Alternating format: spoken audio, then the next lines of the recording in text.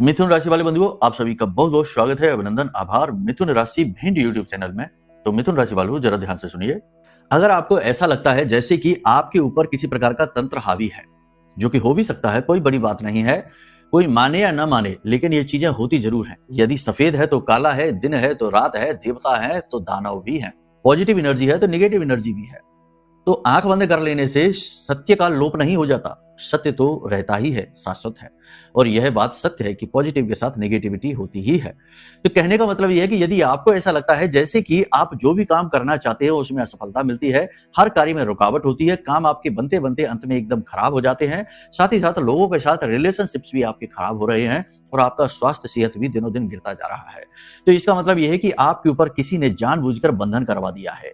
आपके ऊपर कोई ऐसा तंत्र कार्य कर रहा है जो धीमे धीमे, जैसे कि बड़े वृक्ष में दीमक लग जाती है तो धीमे धीमे उस वृक्ष को समाप्त कर देती है, ऐसे ही यह तंत्र धीमे धीमे आपको समाप्त कर रहा है। और एक समय आएगा जब आप गिरेंगे और उसके बाद फिर उठ नहीं पाएंगे। ऐसा ही होता है, बहुत सारे लोगों के जीवन में ऐसा हुआ है। तो आप इससे कैसे बचेंगे? इससे बचने के दो तरीके हैं। पहला तरीका तो यह है कि आप अपनी कुंडली दिखाइए, क्योंकि कुंडली में कुछ ऐसे योग होते हैं, जैसे शापित दोष होता है, शनि और राहु से पिशाच योग बनता है, मंगल अंगारक या गुरु चांडाल होता है। तो ये चीजें बड़ी जल्दी और बहुत तेजी से काम करती हैं, क्योंकि ये ऐसे दोष हैं जो कि आपकी कुंडली की कमजोरी है। तो पहला काम है कि इस कमजोरी को दूर करें, क्योंकि अगर कमजोरी दूर नहीं की तो कितना ही उपाय करते रहिए, ये चीजें हावी होती ही रहेंगी कुछ कुछ समय के बाद। ऐसे आपने देखा है बहुत बार कि कोई उपाय आपने किया, थोड़ा बहुत लाभ मिला, उसके बाद फिर से वैसी ही स्थिति आ गई। तो कुंडली आकलन कराएंगे तो पहले दोषों का निवारण होगा, यानी आपकी स्वच्छता हो जाएगी। अब करते हैं बात उपाय की। तो सबसे शक्तिशाली उपाय है, आप ध्यान से सुनिए, ब्रह्मास्त्र विद्या मां बगलामुखी हमारी आराध्य देवी हैं, इनसे जुड़ा है।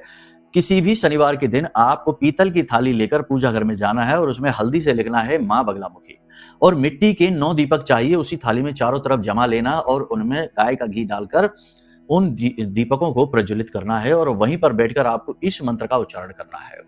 ओम ह्लीं ऐं श्रीं क्लीं श्री बगलानने मम रिपोन नाशै नाशै ममेश्वर्याणि देहि देहि शीघ्रम मनवांछितम कार्य साधय साधय ह्लीं स्वाहा।